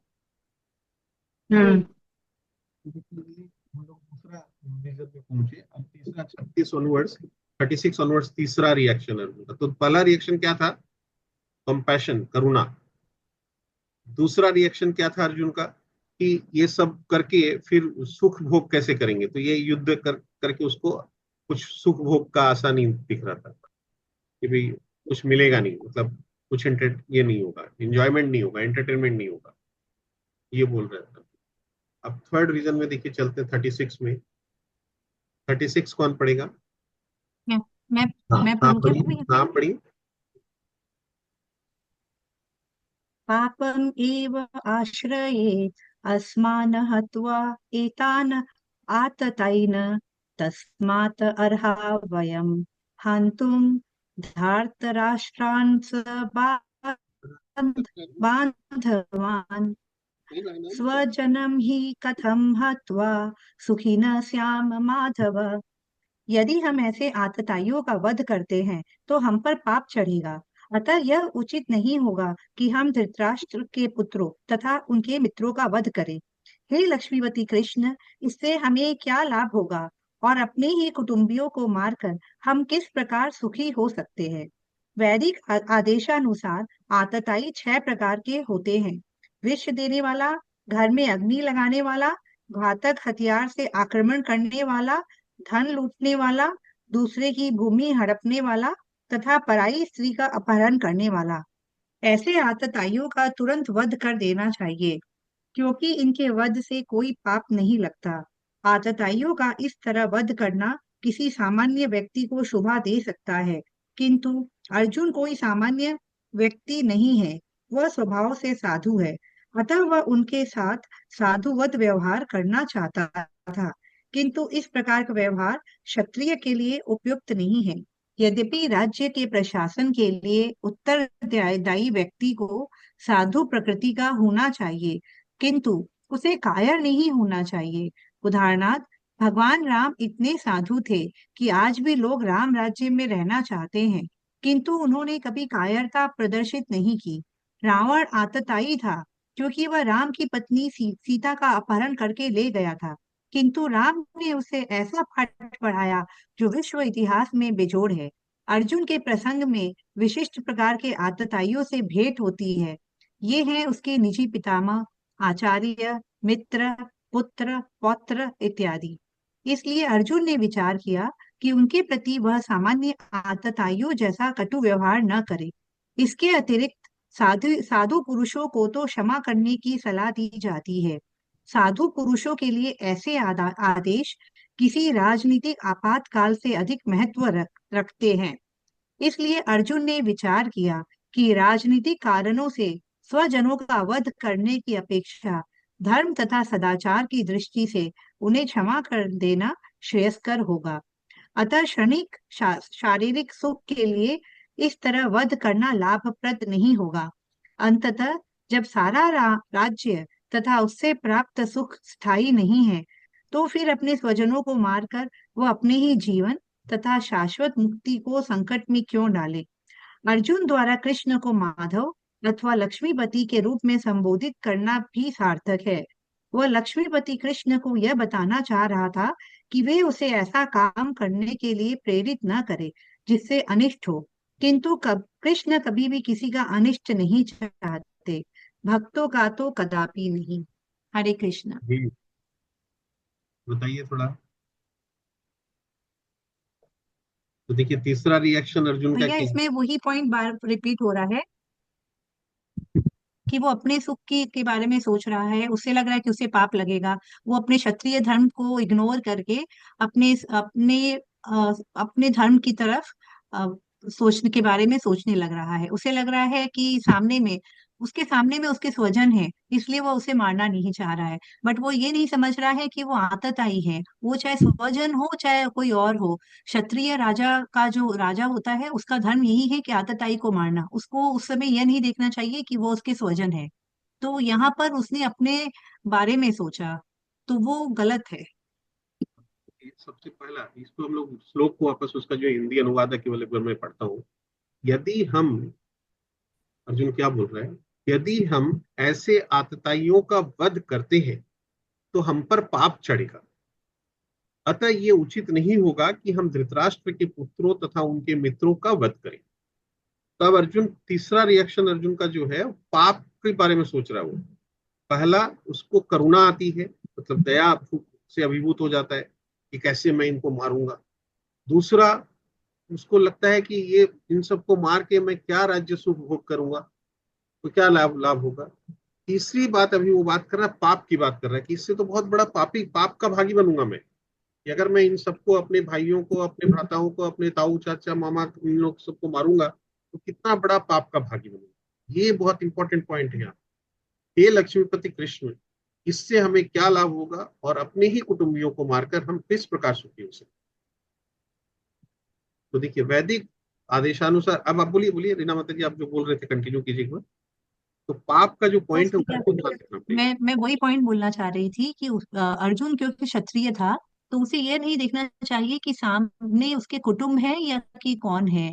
जब उसे ये पता है कि वो आतताई है, तो उसका धर्म यही है कि वह उन्हें मार के धर्म की स्थापना करे। बट उसने उसको इग्नोर करके उसने ये पॉइंट को ऊपर रख दिया कि वो उसके कुटुंबगण है। वो सिर्फ इसी कारण से उन्हें मारने से पीछे हट रहा था। उसकी जगह कोई और होते तो वो शायद इस परिस्थिति में नहीं पड़ता। तो उसने एक्चुअली धर्म का साथ नहीं दिया। देखिए इससे पहले मैं इसीलिए बोल रहा हूँ, ये जो दूसरा लाइन है यहाँ पे देखिए, दो लाइन है ना। यदि हम ऐसे आतताइयों का वध करते हैं तो हम पर पाप चढ़े, अतः ये उचित नहीं होगा कि हम धृतराष्ट्र के पुत्रों तथा उनके मित्रों का वध करें। दूसरा लाइन में बोल रहे हैं, हे लक्ष्मीपति कृष्ण, इससे हमें क्या लाभ होगा और अपने ही कुटुंबियों को मारकर हम किस प्रकार सुखी हो सकते। ये दो लाइन है इसके अंदर में। तो ये सेकंड लाइन का तो ठीक है, बट पहला लाइन उसका जो है पाप की जो बात है कि इनको मार के पाप चढ़ेगा, तो यहाँ पे एक चीज हमको ध्यान रखना पड़ेगा। जैसे हम लोग एक एग्जाम्पल लेते हैं कि अगर रास्ते में सपोज, या मेरा मेरा किसी के साथ झगड़ा हो गया और बहुत ज्यादा हो गया झगड़ा, और झगड़ा हो गया तो मैं उसको, मेरे पास में रिवॉल्वर था, मैंने रिवॉल्वर निकाल के उसको गोली मार दी, या कोई चाकू से उसको मार दिया, या ऐसा कुछ कर दिया, तो क्या मैं ऐसा कर सकता हूँ? पूरी गलती सामने वाले की है, उसने मेरे को पूरा वो किया, मैं एकदम सही हूँ, लेकिन फिर भी उसने मेरे साथ गलत वो किया और मैं उसको मार दिया। क्या मैं सही हूँ, मार सकता हूँ? नहीं, नहीं भैया, क्यों नहीं मार सकता हूँ? क्योंकि हमें उसकी अथॉरिटी नहीं है। अरे क्योंकि उसको मारने के लिए पुलिस है और मतलब जो राज्य चलाते हैं वो लोग हैं, वो उनकी ड्यूटी है, हमारी ड्यूटी नहीं है। अरे, अगर ये मामला अगर कोर्ट में जाता है तो कोर्ट में जज मेरे अगेंस्ट में क्या फैसला सुनाएंगे कि आप गलत हैं, आपने मारा, मर्डर का केस होगा, या तो मेरे को आजीवन कारादंड मिल जाएगा या फांसी की सजा मिल जाएगी, है ना। मैं अगर मेरे पास में बंदूक, कानून अपने हाथ में ले लिया, हाँ बिल्कुल, कानून को अपने हाथ में ले लिया, यानी कि कानून को हम तोड़ नहीं सकते, कानून अपने अपने हाथ में ले लिया। कानून अपने हाथ में नहीं ले सकते, भले सही भी है, यानी कि मेरे पास उसकी अथॉरिटी नहीं है। मैं अगर बंदूक लेके निकला और मॉब के अगेंस्ट में पूरा फायरिंग करके 10-20 लोगों को मार दिया, नहीं कर सकता हूँ, भले वो लोग सारे लोग मेरे को मारने आए थे। तो ऐसे सिचुएशन में तो कोर्ट बोलता है कि भाई आपने कानून अपने हाथ में लिया, कानून के अगेंस्ट में है। लेकिन मान लीजिए अब जो सेना, मतलब मिलिट्री जो हमारी घुस रही है, इन्वेड कर रही है, और वहां पे गोलीबारी कर रही है, और उसमें सामने में कुछ लोग मारे भी जा रहे हैं, तो उनको क्या मौत की सजा सुनाएंगे जज, या उनके अगेंस्ट में क्या उनको बोलेंगे जज की भी आपने आजीवन कारादंड दिया जाता है? नहीं दिया जाएगा, क्योंकि वो उनका रिस्पॉन्सिबिलिटी है। हाँ तो देखिए उनकी ये ड्यूटी है, करेक्ट, ड्यूटी है उनकी, ये उनकी ड्यूटी है, करेक्ट, उनकी ड्यूटी है, तो वो ड्यूटी के अनुसार कार्य कर। तो वैसे ही यहाँ पे अर्जुन जो है, अर्जुन क्षत्रिय है, और युद्ध अवश्यंभावी हो गया है, क्योंकि दुष्ट बढ़ रहे हैं, वो लोग अनाचार फैला रहे हैं, और भक्तों के प्रति ऊपर अत्याचार हो रहा है, और ऐसी सिचुएशन में युद्ध हो रहा है, भगवान की इच्छा से हो रहा है, सामने वाले को मारना पड़ेगा क्योंकि धर्म को पुनर्स्थापित करना है। तो उसके लिए उसकी ड्यूटी है अर्जुन की कि युद्ध करे, और युद्ध का जो भी प्रोसेस, जो भी प्रोटोकॉल्स था, वो सारा प्रोटोकॉल्स फॉलो करके ये युद्ध अरेंज किया गया है। तो इसलिए यहाँ पे अर्जुन को पाप के भागी बनूंगा ऐसा कोई शंका करने की कोई जरूरत नहीं है, यहाँ पाप का सवाल ही नहीं आता। तो ये, क्योंकि ये शास्त्र के अनुसार युद्ध हो रहा है, ये शास्त्र के विरुद्ध युद्ध नहीं हो रहा है, एक्सपेंसिव पॉलिसी के तहत युद्ध नहीं हो रहा है, ये कृष्ण कॉन्शियसनेस को एस्टैब्लिश करने के लिए युद्ध हो रहा है। भगवान का जो स्पिरिचुअलिटी है, भगवान की जो बनाया गया सिस्टम है, उस सिस्टम को वापस अपनी जगह पे, ट्रैक पे लाने के लिए युद्ध किया जा रहा है। तो इसलिए इस युद्ध में कोई पाप का सवाल नहीं है। ये बहुत इंपॉर्टेंट बात है, चौथा पॉइंट, कि भी युद्ध का कोई सवाल नहीं है। बाकी तो रीना माता जी आप जो बोले एकदम परफेक्ट है, कि भी वो अपने बारे में केवल क्यों सोच रहे हो, क्योंकि ये शास्त्र के अनुसार, शास्त्र नीति के अनुसार, धर्म नीति के अनुसार, भगवान की इच्छा अनुसार ये युद्ध करना है, और तुमको इसका दायित्व मिला है, क्योंकि तुम क्षत्रिय हो तो तुमको युद्ध करना पड़ेगा। अभी तुम अपना स्वार्थी नहीं बन सकते कि मेरे ये है, मेरे वो है, उनके बारे में जो सोचना, जो रीना माता जी आप बोले, उस चक्कर में मैं नहीं बच सकता, मैंने I can not escape this duty, this responsibility. ये यहाँ पे चौथा पॉइंट है। तो उसके बाद देखिए नेक्स्ट क्या है, ये 36 हुआ ना, ऐसे तो टाइम हो गया, लेकिन 37 38 थोड़ा छोटा सा है, इसको कर लेते हैं, तो क्या होगा कि ये चौथा पॉइंट कंप्लीट हो जाए। 37 38 कोई पढ़ेंगे? भाईती सर आप पढ़ेंगे? मैं पढ़ता हूँ। आप पढ़िए सर, पढ़िए। हाँ सर, मैं पढ़ता हूँ। हाँ सर प्लीज आप पढ़िए, आप पढ़िए। यद्यप्येतन पश्यन्ति लोभोपहत चेतसः कुलक्षय कृतं दोषं मित्रद्रोहे च पातकम् कथं न ज्ञेयमस्माभिः पापादस्मान्निवर्तितुं कुलक्षय कृतं दोषं प्रपश्यद्भि जनार्दनः। हे जनार्दन, यद्यपि लोभ से अभिभूत चित्त वाले ये लोग अपने परिवार को मारने या अपने मित्रों से द्रोह करने में कोई दोष नहीं देखते, किंतु हम लोग जो परिवार के विनष्ट करने में अपराध देख सकते हैं, ऐसे पाप कर्मों में क्यों प्रवृत्त हों। तात्पर्य, क्षत्रिय से यह आशा नहीं की जाती कि वह अपने विपक्षी दल द्वारा युद्ध करने या जुआ खेलने का आमंत्रण दिए जाने पर मना करे। ऐसी अनिवार्यता में अर्जुन लड़ने से नकार नहीं सकता, क्योंकि उसको दुर्योधन के दल ने ललकारा था। इस प्रसंग में अर्जुन ने विचार किया कि हो सकता है कि दूसरा पक्ष इस ललकार के परिणामों के प्रति अनभिज्ञ हो, किंतु अर्जुन को तो दुष्परिणाम दिखाई पड़ रहे थे, अतः वह इस ललकार को स्वीकार नहीं कर सकता। यदि परिणाम अच्छा होता तो कर्तव्य वस्तुतः पालनीय है, किंतु यदि परिणाम विपरीत हो तो हम उसके लिए बाध्य नहीं होते। इन पक्ष विपक्षों पर विचार करके अर्जुन ने युद्ध न करने का निश्चय किया। हरे कृष्ण। तो उसी का कंटिन्यूएशन है कि यद्यपि लोभ से अभिभूत चित्त वाले ये लोग अपने परिवार को मारने या अपने मित्रों से द्रोह करने में कोई दोष नहीं देखते। यानी कि हो सकता है ये लोग इग्नोरेंट हो, अर्जुन बोल रहा है कि हो सकता है ये लोग को समझ में ही नहीं आ रहा है कि कितना बड़ा नुकसान होगा, लेकिन हमको तो दिख रहा है कितना बड़ा नुकसान होने वाला है, इसलिए हम युद्ध नहीं करेंगे। तो ये जो लॉजिक है वही सेम उसी का कंटिन्यूएशन है कि भाई अर्जुन केवल अपना फायदा और नुकसान का देख रहा है। अपना फायदा और नुकसान, इंडिविजुअल फायदा नुकसान से बढ़कर है कि अभी धर्म की पुनर्स्थापना के लिए ये युद्ध अवश्यंभावी है, तो इसको करना पड़ेगा। तो यहां तक हम लोग एक बार रखते हैं आज कि भाई ये चौथा पॉइंट हुआ ना। पांचवा रीजन हम लोग देखेंगे, आर्गुमेंट जो अर्जुन एक के बाद एक आर्गुमेंट दे रहा है। देखिए, तो पहला आर्गुमेंट क्या था?